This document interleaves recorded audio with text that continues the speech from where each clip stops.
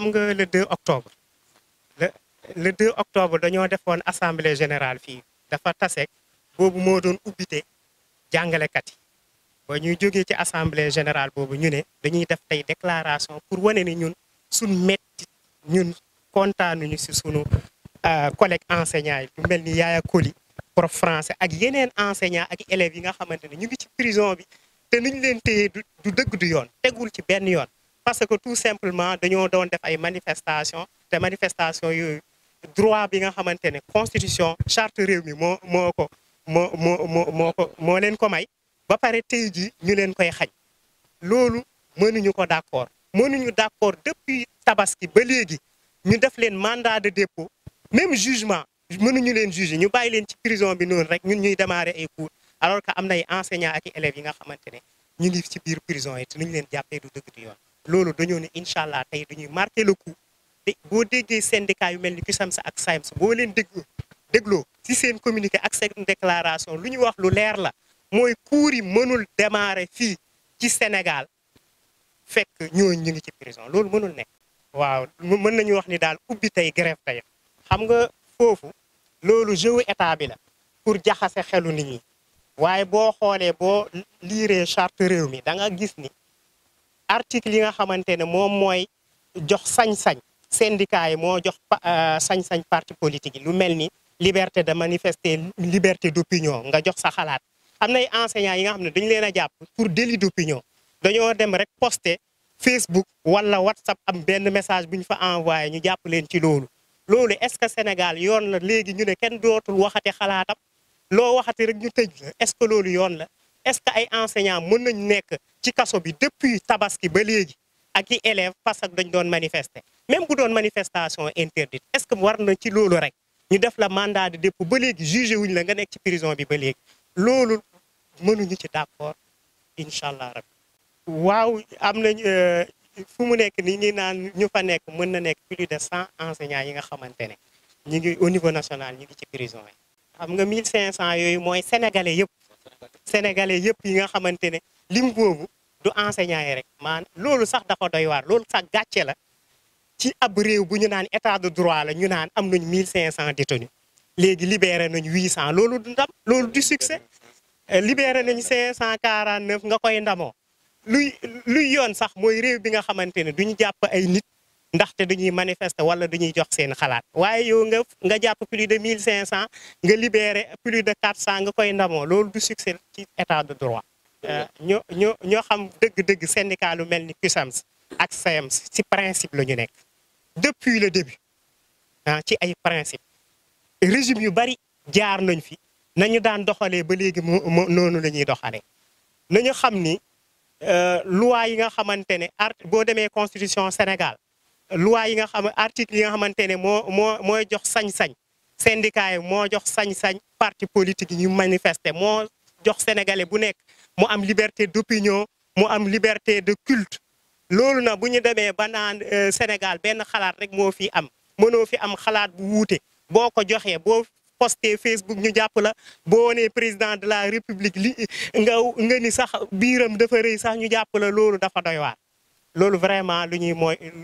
ñu war a moytu la parce que lu ñuy ñaawlu la parce que mënuñu nekk ci réew bi nga xam ne état de droit la dafa am ay loi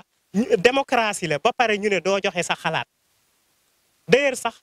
lu ñu naan manifestation interdiction manifestation warul nekk règle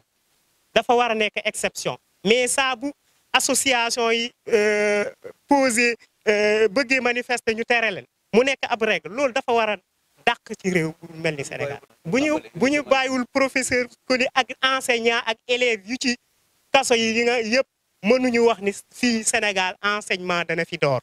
dañu xam ni daal parents yi daal nañu téye seen doom yi si seen biir kër yi xam ni ay perturbation mooy am ci lycée et collège yi incha allah jarul sax xale yi di ñëw di jàng si. Vraiment on est le 5 octobre 2023 le 5 octobre marque la journée mondiale de l'enseignant. Le 2 nous avions déjà en tant que personnel démarré le 2 octobre passé. Et à l'issue de cette assemblée générale tenue le même jour, nous avions décidé de faire une déclaration à la presse pour marquer véritablement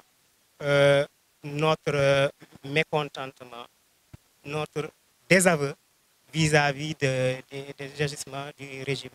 à l'encontre de notre collègue de français, Yaya Koli, qui a été incarcéré arbitrairement bien avant la fête de la Tabaski. Et il est toujours en prison. On lui a servi un mandat de dépôt et depuis lors, il n'a pas été jugé. Vous savez que le 5 octobre, c'est la journée mondiale de l'enseignant. Au même moment, nous avons constaté qu'il y a beaucoup d'enseignants et d'élèves qui sont en détention arbitraire. Il est hors de question qu'on démarre les cours alors qu'il y a des enseignants qui sont encore en prison. Nous avons constaté qu'il n'y a aucun motif valable qui lui a été reproché. Il a même été arrêté en dehors des manifestations. Vous savez qu'à l'époque, on avait organisé une manifestation qui a été interdite, mais il a été arrêté en dehors de la manifestation. C'est en cours de route que la police l'a arrêté et on l'a extirpé du véhicule de l'honorable député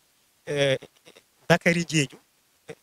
l'honorable député Bakary Diédhiou du PASTEF et un autre député du PUR ont été relâchés, mais le chauffeur de Bakary Diédhiou et lui ont été tout simplement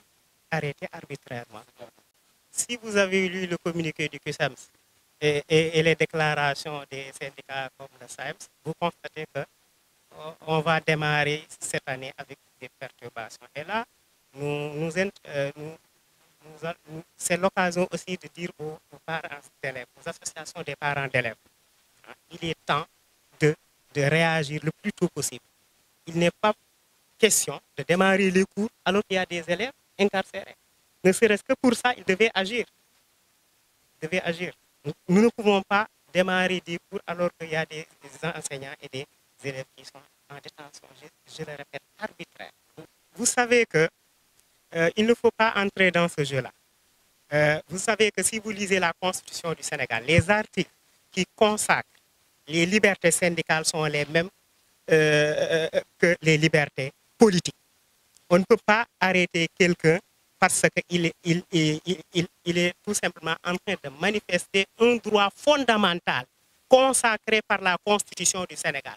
Peu importe que cela soit une activité politique, syndicale. Et si on laisse passer, aujourd'hui, ce sont les hommes politiques qu'on est en train d'arrêter. Demain, ce sont les syndicalistes qui vont subir le même sort. Parce que